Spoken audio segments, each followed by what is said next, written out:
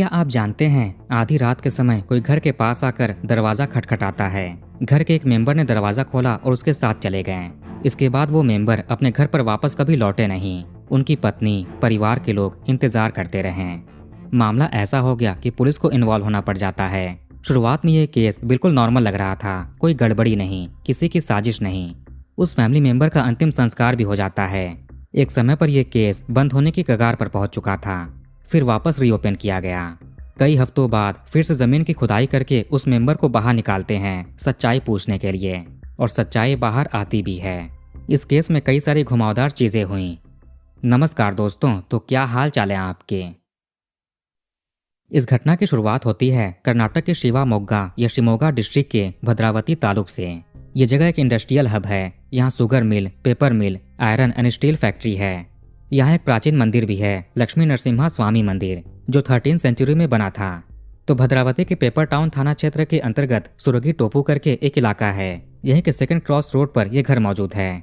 घर में प्रकाश बाबू, जिनकी उम्र 36 साल है, इनकी पत्नी फ्लोरा नैन्सी, जो 10 साल छोटी हैं, यानी 26 साल की हैं। इनके अलावा और भी फैमिली मेंबर्स रहते थे। प्रकाश बाबू के पास एक गाड़ी थी, व्हाइट कलर की टोयोटा इटियोस जीटी। हालांकि ये कार अभी डिसकंटिन्यू हो चुकी है, पर उन दिनों काफी प्रचलन में थी। ये 2020 के दिनों की बात है। प्रकाश जी की ये गाड़ी थी, जिसे कभी टैक्सी के रूप में चलाया करते तो कभी शादी विवाह में किराए पर। इसी से परिवार का गुजारा होता। इनकी पत्नी एक नर्स हैं, हॉस्पिटल में काम कर चुकी हैं। अभी फिलहाल कोई काम नहीं कर रही, घर संभाला करती। वैसे प्रकाश और फ्लोरा की कोई संतान नहीं थी। प्रकाश के 2 भाई भी हैं, प्रसन्ना, राजू और फ्रांसिस। प्रसन्ना तो अपनी फैमिली के साथ कहीं और रहते थे, लेकिन फ्रांसिस यहीं घर पर रहते हैं। 15 जनवरी 2020 वेंसडे का दिन। इन दिनों घर पर प्रकाश और फ्लोरा के अलावा और कोई नहीं था। परिवार के दूसरे लोग रिश्तेदारों के घर गए हुए थे। प्रकाश के छोटे भाई फ्रांसिस भी हुबली गए थे बहन के घर पर। वो जनवरी 2020 के फर्स्ट वीक में ही चले गए थे। अब तक 10-12 दिन हो गए। तो 15 जनवरी की डेट आई। आधी रात का टाइम हो रहा था। पति पत्नी सो रहे थे। तभी अचानक किसी ने घर का दरवाजा खटखटाया। दोनों की नींद टूट जाती है। इतनी रात में कौन आ गया, पता नहीं कौन हो सकता है, इसलिए फ्लोरा ने दरवाजा खोलना ठीक नहीं समझा। ये बेडरूम में ही रही। प्रकाश जाकर दरवाजा ओपन करते हैं। फ्लोरा ठीक से देख नहीं पाई कि कौन है। प्रकाश बिना अपनी पत्नी को कुछ बोले सीधे उस आदमी के साथ चले जाते हैं। अब फ्लोरा तो उसे जानती नहीं थी, अनजान था। हो सकता है कि प्रकाश का कोई जानकार हो। दिन में सैकड़ों लोग मिलते हैं, किसी ने कार बुक की हो या कुछ और हो। प्रकाश चले गए, लेकिन फिर कभी लौटे नहीं। सुबह हुआ, पत्नी उनका इंतजार कर रही थी। थोड़ी चिंतित भी हुई। हालांकि उनकी कार घर के बाहर ही खड़ी थी। वो कार लेकर नहीं गए थे। अब फ्लोरा का दिमाग नहीं काम कर रहा था कि ये क्या करें, पति को कहाँ ढूंढें। वो बताकर नहीं गए, कॉल भी नहीं उठा रहे हैं। अब इसके 2-3 दिन के बाद 18 जनवरी को प्रकाश के भाई फ्रांसिस वापस घर लौटे। भाभी ने इनको सब कुछ बताया कि ऐसी ऐसी बात है, पता नहीं प्रकाश कहाँ चले गए। उन्हें दूर दूर से भी बुकिंग मिलती थी। कई कई दिन घर से दूर भी जाते रहते थे, इसलिए कोई अजीब बात नहीं थी। पर अगर उनकी बुकिंग होती तो कार लेकर जाते, लेकिन गाड़ी तो यहीं खड़ी है। फ्रांसिस ने उनको ढूंढने का फैसला किया। पहले भाई को कॉल करते हैं, उन्होंने फोन नहीं उठाया। दूसरे भाई प्रसन्ना, राजू को कॉल किया। वो कुछ देर में घर पहुंचे। ऐसे बाकी रिश्तेदारों और दोस्तों से बात किया जाता है। सभी ने प्रकाश बाबू को ढूंढना शुरू कर दिया। फ्लोरा ने थोड़ा याद करके बताया कि वो अनजान आदमी ऑटो ड्राइवर लग रहा था। प्रकाश जिन जगहों पर कार चलाया करते हैं, जिनकी तरफ से अक्सर बुकिंग आती, जानकार लोग, सबसे पता करना शुरू किया। बस स्टैंड, रेलवे स्टेशन, यहाँ तक कि हॉस्पिटल्स में भी जाकर पता करते हैं। अब तक 3 दिन बीत चुके थे, इसलिए थोड़ी चिंता की बात और थी। इसी 18 जनवरी 2020 के दिन फ्रांसिस और flora paper town police station जाते हैं। यहाँ एक फॉर्मल कंप्लेंट फाइल कराई गई। पुलिस ने प्रकाश बाबू की सारी डिटेल्स ली, कहा कि ये जांच करेंगे। पुलिस की बातचीत के दौरान फ्लोरा काफी रो रही थी, फ्रांसिस भी दुखी थे। पुलिस ने ये इन्फॉर्मेशन आसपास के दूसरे पुलिस स्टेशन में भी साझा किया। ऐसी ऐसी बात है, अगर कुछ पता चले तो तुरंत सूचित करें। परिवार भी अपने लेवल पर पता करने की कोशिश कर रहा था। प्रकाश बाबू और फ्लोरा नैन्सी की शादी साल 2014 में हुई थी, एमपीएम कल्याण मंडप में। कुछ मीडिया रिपोर्ट के अनुसार प्रकाश फ्लोरा का मामा लगता है, और कुछ में है कि मामा का बेटा है, यानी आपस में कजन है। इनकी शादी घर वालों की मर्जी से हुई थी। अभी अरेंज मैरिज थी या लव मैरिज, ये तो नहीं पता चला। 2014 में शादी हुई। उसके बाद प्रकाश के ऊपर जिम्मेदारियां बढ़ जाती हैं और पैसे कमाने हैं, इसलिए अभी दुबई चले गए 2014 में ही। वहाँ उनकी ठीक ठाक जगह पर नौकरी लग गई थी। इधर फ्लोरा नैन्सी को मेडिकल फील्ड में कुछ करना था। दुबई में रहते हुए प्रकाश अपनी पत्नी का admission Ambedkar school of nursing में करा देते हैं। वहाँ फ्लोरा नर्सिंग की पढ़ाई करने लगी। इनकी सारी पढ़ाई का खर्चा भी प्रकाश ही उठाते हैं। सब कुछ अच्छे से चल रहा था। 2016 में प्रकाश के पास सूचना आती है कि आपकी माताजी का देहांत हो गया है। प्रकाश बाबू अपनी माँ से बहुत प्रेम करते थे। उसी वक्त ये दुबई से इंडिया आ गए। प्रकाश ने फैसला किया कि अब ये यहीं रहेंगे परिवार के साथ। उसी दौरान इन्होंने टोयोटा एटियोस कार खरीद ली और टैक्सी के रूप में चलाना शुरू कर दिया। फ्लोरा की भी नर्सिंग की पढ़ाई पूरी हो जाती है। आगे सितंबर 2017 में दुर्गा हॉस्पिटल में इन्हें as a staff nurse job मिल गई। ये भी अपना नौकरी करने लगी। दोनों पति पत्नी अपना अपना काम कर रहे थे। घर की आर्थिक स्थिति भी अच्छी हो रही थी। लेकिन अप्रैल 2018 के आसपास फ्लोरा की नर्स वाली जॉब छूट जाती है। इसने वहां जाना बंद कर दिया। इसकी वजह आपको आगे बताते हैं। दुर्गा हॉस्पिटल में नौकरी छोड़ने के बाद दूसरे हॉस्पिटल्स में भी जॉब का ट्राई कर रही थी, लेकिन मिली नहीं। करंट टाइम की बात करें, यानी जब प्रकाश बाबू घर से कहीं चले गए और परिवार इनकी मिसिंग रिपोर्ट लिखाता है, इसी बीच एक और घटना ने भी करवट लिया। भद्रावती से करीब 18-20 किलोमीटर दूर तरीकेरे करके एक इलाका पड़ता है। यह कर्नाटक के चिकमंगलुरु डिस्ट्रिक्ट में है। प्रकाश की मिसिंग रिपोर्ट लिखाने के एक दिन पहले इधर तरीकेरे एरिया में एक नहर है, भद्रा कैनाल, जो तरीकेरे और लिंगदा हल्ली के बीच गली हल्ली क्रॉस के पास पड़ता है। 17 जनवरी की डेट को कुछ लोग इसी नहर के पास से गुजर रहे थे। तभी इन्होंने किनारे पर पानी के अंदर कुछ अजीब सी चीज देखी। उन दिनों बारिश का मौसम नहीं था, नहर में भी पानी थोड़ा कम है, पानी का बहाव भी धीमा था, इसीलिए वो चीज पानी में ही किनारे की तरफ रुकी हुई स्थिति में थी। लोगों की हिम्मत नहीं हुई कि उतर कर देखा जाए, कोई इंसान प्रतीत हो रहा था। इसीलिए इन्होंने सीधे पुलिस को इसकी सूचना दी। तरीकेरे पुलिस स्टेशन के थाना प्रभारी अपनी टीम के साथ मौके पर पहुंचे। वो कोई आदमी लग रहा था। उसकी कंडीशन देखकर लगा कि कई दिनों से यहाँ पर पड़ा है। डिकम्पोजिशन की आखिरी स्टेज पर था, काफी बदबू भी आ रही थी। पुलिस ने उसे बाहर निकलवाया। उसकी तलाशी ली जाती है, पहचान लायक कुछ मिल जाए, पर मिला नहीं।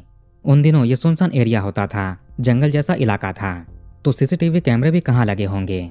पुलिस ने गांव में ही आसपास पता किया। लोगों से पूछा जाता है कि इस आदमी को पहचानते हो, लेकिन कोई भी इन्हें पहचान नहीं रहा था। आगे पोस्टमार्टम के लिए इन्हें डिस्ट्रिक्ट हॉस्पिटल भेज दिया गया। तरीकेरे पुलिस उसकी पहचान जानने में लगी हुई थी। उधर पेपर टाउन पुलिस स्टेशन से तरीकेरे पुलिस के पास सूचना आ चुकी थी कि एक शख्स गायब है। उसकी उम्र 36 साल के आसपास होगी। उन्होंने ऐसे कपड़े पहन रखे होंगे, वो ऐसे दिखते हैं। जो डिस्क्रिप्शन पेपर टाउन की पुलिस ने दिए, वो सारा कुछ तरीकेरे के नहर में पाए गए आदमी से मिल रहा था। अब तरीकेरे पुलिस 20-21 जनवरी के आसपास पेपर टाउन की पुलिस से बात करती है। प्रकाश बाबू के जो भाई हैं प्रसन्ना राजू, उनके व्हाट्सएप पर पुलिस ने मैसेज करके बताया कि एक इन्फॉर्मेशन मिली है, तरीकेरे के अस्पताल चलना पड़ेगा।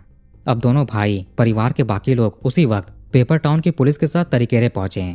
वो प्रकाश बाबू ही थे। वैसे फ्रांसिस जब 18 जनवरी को अपने बड़े भाई प्रकाश को ढूंढ रहे थे, तब वो तरीकेरे की तरफ भी पूछते हुए आए थे। अब प्रकाश की पहचान हो गई तो पोस्टमार्टम कराना है। चूंकि वो तरीकेरे एरिया में मिले थे, इसलिए घटनास्थल भी यहीं माना गया। पुलिस अपना केस यहीं दर्ज करती है। तरीकेरे के सरकारी हॉस्पिटल में पोस्टमार्टम की प्रक्रिया हुई। पुलिस को प्रकाश बाबू के ऊपर किसी तरह के चोट के निशान नहीं दिखे। शुरुआती तौर पर इन्हें भी लगा कि शायद कोई अनहोनी का मामला है, नहर में फिसल गए हों, या फिर उन्होंने स्वयं जानबूझकर ऐसा किया। हो सकता है कि वो इस दुनिया में ना रहना चाहते हों। पुलिस के सामने कई सारी थ्योरीज थीं, लेकिन उधर परिवार में कुछ और चल रहा था। भाई फ्रांसिस को इसमें कुछ गड़बड़ लगा। बड़े भाई आखिर उस इलाके में क्यों जाएंगे? वहां उनका कोई जानने वाला या दोस्त वगैरह तो रहता नहीं। भाभी के अनुसार 15 जनवरी की आधी रात को निकले थे। कार बुकिंग भी नहीं थी कि कार लेकर जाएं, तो तरीकेरे एरिया में आने का कोई रीजन नहीं। वैसे भी उतनी रात को नहर के पास क्या करने आएंगे? पुलिस को और जांच करनी चाहिए, इन्हें संदेह है। उधर पोस्टमार्टम रिपोर्ट भी आती है, जिसने केस को पूरी तरह से बदल दिया। उसमें पानी में जाने की बात सामने आई, उसी वजह से उनका देहांत हुआ। कोई फाउल प्ले या साजिश नहीं लग रही। पुलिस यूडीआर का केस फाइल कर लेती है। अगर कोई घटना अप्राकृतिक हो, कोई अनहोनी हो, किसी की साजिश ना लगे, तो यही केस दर्ज करते हैं। आखिर उस रात प्रकाश बाबू किसके साथ घर से निकले थे, अब ये पता करना है। पेपर टाउन और तरीकेरे दोनों जगहों की पुलिस ने काम करना शुरू कर दिया। पोस्टमार्टम के बाद प्रकाश जी का अंतिम संस्कार करना था। भद्रावती में ही बाईपास रोड के पास क्रिश्चियन सेमेट्री है। क्रिश्चियन रीति रिवाज के अनुसार वहीं दफन कर दिया जाता है। अब चूंकि अननेचुरल घटना है, कोई साजिश नहीं लग रही, इसीलिए केस बंद होने की कगार पर पहुंच गया। घर वालों को भी लग रहा था कि केस बंद हो जाएगा, लेकिन प्रकाश के छोटे भाई फ्रांसिस, वो अपनी बात से हिले नहीं। उन्हें साजिश लग रही थी, कुछ तो गड़बड़ है। इस केस को मंजूनाथ ईओ नामक एक ऑफिसर थे, वो हैंडल कर रहे थे। इनके दिमाग में भी अलग अलग थ्योरीज चल रही थीं। प्रकाश उस रात घर से निकले क्यों और तरीकेरे एरिया में क्यों आए, या उन्हें लाया गया। ऑफिसर को अपनी टीम के साथ सब कुछ साइलेंट तरीके से पता करना था। पुलिस के पास हमेशा केवल एक केस तो होता नहीं, कई सारे मामले पैरेलल में चल रहे होते हैं। नए दिन कोई नया केस आ जाए, उसका भी कोई भरोसा नहीं। भद्रावती एरिया में ही मंजूनाथ की टीम जहां कहीं भी जाती, भले किसी और मामले में, लेकिन इस वाले केस के बारे में भी इंक्वायरी कर लेते हैं। ऐसे ऑफिसर्स ने एरिया के सभी local drivers, transport workers, local में रहने वाले लोग, दुकानदार, सबसे बात किया। प्रकाश बाबू के घर से उस नहर तक जाने के जितने भी कच्चे और पक्के रास्ते थे, पूरा एरिया छान लिया। भले किसी और दूसरे मामले में काम कर रहे हो, कोई और ड्यूटी हो, लेकिन एक बार जरूर जहां भी लगता वहां इस केस के बारे में बात कर लेते हैं, पूछताछ कर लेते हैं। लेकिन वो ऑटो ड्राइवर मिले नहीं जिसे प्रकाश जानते हों और उस रात उस आदमी के साथ कहीं गए हों। प्रकाश जी के घर के आसपास कोई कैमरे भी नहीं लगे हुए थे। पुलिस ने इनके सभी दोस्तों का पता किया। फ्लोरा नैन्सी से पति के दोस्तों के नंबर निकलवाए गए, उनकी डिटेल्स ली गई। जिन भी दोस्तों की जानकारी मिली वो सभी दोस्त प्रकाश से लंबे समय से मिले नहीं, ना ही उसके घर के आसपास गए। काफी टाइम से उससे बात नहीं हुई। फ्रांसिस के अंदर तो बेचैनी थी सच जानने की, भाई के साथ क्या हुआ। इसीलिए ये भी एक तरह से अपने लेवल पर जांच कर रहे थे। एक दिन एक घर में बैठे हुए थे, तभी ध्यान गया अपनी भाभी फ्लोरा पर। उसे देखकर ऐसा लगा जैसे पति के जाने का कोई दुख नहीं है। वो आराम से खुशी खुशी घर में रहती है, फोन पर हंसकर बात करती रहती है।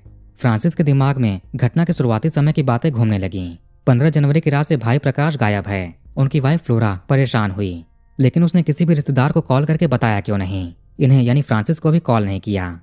जब भाई घर पहुंचे और बड़ा भाई नहीं दिखा, उसके बाद भाभी से पूछा, तब जाकर वो बताती हैं कि पति कई दिन से घर नहीं आए।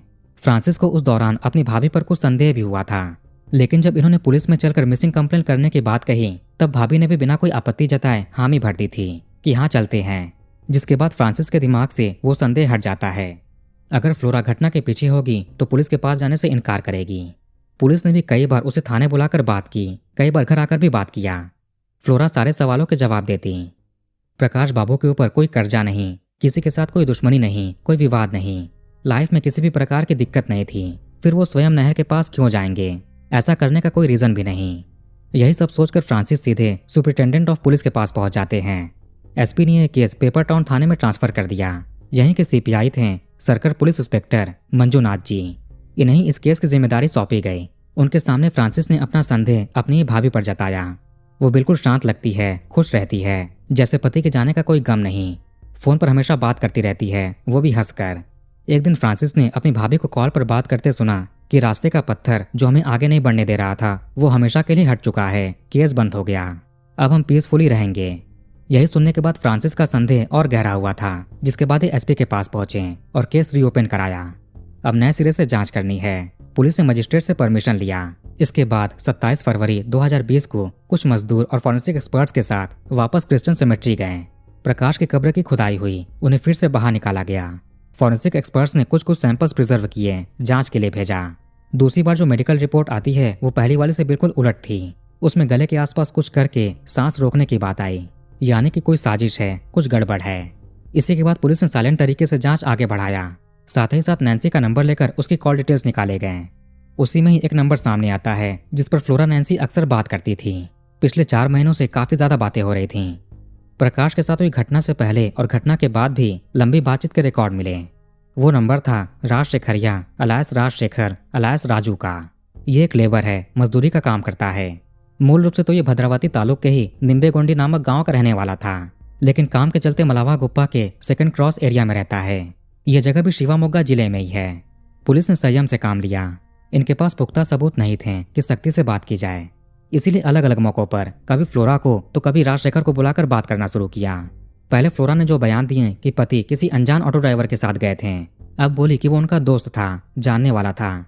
ऐसे ही धीरे धीरे अपने बयान बदलने लगी। फ्रांसिस के कंप्लेंट के आधार पर 9 अप्रैल 2020 को एफआईआर दर्ज किया जाता है। इसी दिन पहले फ्लोरा को, जो अपने ससुराल वाले घर पर ही थी, उसके बाद राजशेखर को, दोनों को उठाकर थाने लाया गया। आमने सामने बिठाकर बात करते हैं। थोड़ा बहुत आनाकानी करने के बाद पहले फ्लोरा टूट जाती है, उसके बाद राजू यानी कि राजशेखर। बात तब की है जब फ्लोरा दुर्गा हॉस्पिटल में एज ए नर्स जॉब करती थी। इसने वहां सितंबर 2017 से अप्रैल 2018 तक नौकरी की थी, यानी लगभग 6 महीने। प्रकाश बाबू ने इसे अपनी कमाई से पढ़ाया लिखाया, सारी फीस भरी। हॉस्पिटल में ही नौकरी करने के दौरान एक पेशेंट एडमिट हुआ, राजशेखर। उसी के इलाज के दौरान फ्लोरा उससे मिलती है। दोनों में बातचीत हुई और दोस्ती हो गई। राजशेखर उस समय 23 साल का रहा होगा और फ्लोरा 24 साल की। एज में भी ज्यादा गैप नहीं था। इन्होंने नंबर एक्सचेंज किया और कॉल पर बातें करने लगे। राजशेखर के पास एक टीवीएस अपाची आरटीआर बाइक थी। उसी से दिन में कई बार फ्लोरा के घर के आसपास चक्कर लगाने लगा। वो इससे दिन भर कॉल पर बात भी करती। राजशेखर अस्पताल भी मिलने जाता। जब इलाज पूरा हो गया उसके बाद भी बार बार राजशेखर के घर के आसपास घूमने से और फ्लोरा के फोन पर बात करने से पति प्रकाश को थोड़ा संदेह हुआ। बाद में इन्हें भी पता चल गया कि इनकी पत्नी का उस आदमी से अफेयर चल रहा है। ये काफी गुस्सा हुए और अपनी पत्नी को अस्पताल में काम करने से मना किया, उसकी नौकरी छुड़वा दी। अब घर पर बैठो। सोचा कि अभी उस आदमी से नहीं मिलेगी। फिर भी दोनों की कॉल पर बातें होती रहती थीं। प्रकाश बाबू चूंकि ड्राइविंग का काम करते हैं तो अधिकतम समय घर से दूर रहना पड़ता। मौका देकर फ्लोरा राजशेखर को घर पर भी बुलाया करती। समय के साथ साथ पति पत्नी में झगड़े और बढ़ने लगे। अब पत्नी को अपना पति काफी चुभने लगा। जब तक वो रहेगा ये प्रेमी से नहीं मिल सकेगी। फिर दोनों ने साजिश तैयार करनी शुरू की। फ्लोरा चूंकि मेडिकल फील्ड में काम कर चुकी है तो उसे दवाओं की अच्छी नॉलेज थी। प्रकाश बाबू के भाई प्रसन्ना राजू ने बताया कि ये 15 जनवरी की शाम यानी कि जिस शाम को घटना होने वाली थी ये भाई के घर गए थे। उस समय प्रकाश आराम कर रहे थे और फ्लोरा किचन में चाय बना रही थी। तभी प्रकाश ने अपने भाई प्रसन्ना को सारी चीजें बताई कि पत्नी का राजशेखर नामक आदमी से अफेयर चल रहा है, जिसके चलते उसकी नर्स वाली जॉब छुड़वा दी थी। बाद में भाई यहाँ से चले जाते हैं। दूसरे छोटे भाई फ्रांसिस भी बहन के घर थे हुबली में। मौका अच्छा था, घर पर पति पत्नी के अलावा और कोई नहीं। वैसे प्रकाश बाबू की एक आदत भी थी, रोज रात में ये करेले का जूस पिया करते हैं अच्छी सेहत के लिए। फ्लोरा ने कथित तौर पर एक दवाई का इस्तेमाल किया जो नींद की दवा होती है। एग्जैक्ट नाम आपको नहीं बता सकते। वो दवा ऐसा ही नहीं खरीदा जा सकता, उसके लिए डॉक्टर के प्रेस्क्रिप्शन की जरूरत पड़ती है। फ्लोरा ने जैसे तैसे उस दवा का इंतजाम किया। अब करेले का जूस पहले से ही काफी कड़वा होता है, उसमें कोई दवा मिला दे तो कैसे पता चलेगा, काफी मुश्किल है। इसीलिए फ्लोरा ने खाने पीने की चीजों में करेले का जूस ही चुना। उसमें मिला दें तो पति समझ नहीं पाएगा। 15 जनवरी की रात को डिनर के बाद पत्नी करेले के जूस में वो दवा मिलाकर देती है पति को, और इतनी मात्रा में दिए कि अचानक वो सो ना जाए बल्कि धीरे धीरे सोए। आगे कुछ हो और मेडिकल जांच करने की बात आए तो उसमें भी दवा की मात्रा आसानी से ना निकले। जब पति करेले का जूस पीकर रात को सो गए तो 11:30 बजे के आसपास फ्लोरा अपने प्रेमी राजशेखर को बुलाती है। वो बाइक लेकर पहुंचा। दोनों प्रकाश के सोने का इंतजार करने लगे। रात के 1 बज गए, फिर भी लग रहा था कि प्रकाश पूरी तरह से बेहोश नहीं हुआ। इन्होंने सोचा था कि बेहोशी में ही ले जाकर नहर में ठिकाने लगा देंगे, आगे पोस्टमार्टम भी होगा तो कुछ निकलेगा नहीं। फ्लोरा नैन्सी मेडिकल की अच्छी जानकार थी। चूंकि प्रकाश बेहोश हुआ नहीं इसलिए उसी रात 1 बजे बेडरूम से खींचकर लिविंग रूम में लाए। राजशेखर ने उसके गले पर हाथ रखा, फ्लोरा ने उसके पैर पकड़े। कुछ ही देर के बाद उसकी सांसें थम गईं, शांत पड़ गया। इसके बाद पति कहीं कार के डिग्गी में उसे रखते हैं और निकल पड़े। राजशेखर कार को ड्राइव कर रहा था और बगल में फ्लोरा बैठी थी। ये लोग उसे 20 किलोमीटर दूर तरीकेरे नहर में ले जाकर ठिकाने लगा देते हैं। सोचा कि उसमें प्रकाश बहकर कहीं दूर निकल जाएगा। नहर में पानी की रफ्तार भी तेज होती है, लेकिन इत्तेफाक से उन दिनों बारिश नहीं हुई थी। पानी का लेवल भी कम था और बहाव भी। रात में पानी का अंदाजा भी नहीं लगा, इसीलिए जहाँ पर ठिकाने लगाया वहीं 2 दिन के बाद किसी ने उसे देख लिया और पुलिस को खबर कर दी। इधर शुरुआत में फ्लोरा पति के जाने पर थोड़ी दुखी होने की एक्टिंग करती है, लेकिन कितने दिन करेगी। राजशेखर से भी बात करना बंद नहीं किया। एक दिन देवर फ्रांसिस ने भाभी की बातें सुन ली, जिसमें बोली कि रास्ते का अड़चन हट गया, केस बंद हो गया, शांति से रहेंगे। पहले पोस्टमार्टम रिपोर्ट में कोई संदिग्ध बात नहीं मिली थी, जिसके बाद ये केस एक तरह से बंद होने वाला था। लेकिन भाई फ्रांसिस की समझदारी से केस दोबारा ओपन हुआ।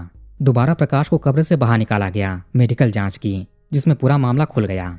सीपीआई मंजूनाथ जी ने सारी इन्वेस्टिगेशन की, सभी सबूत गवाह जुटाए। वो अपाची बाइक, टोयोटा कार सब कुछ कब्जे में लिया। चार्जशीट तैयार की जाती है। उसके बाद ये मामला डिस्ट्रिक्ट कोर्ट में जाता है।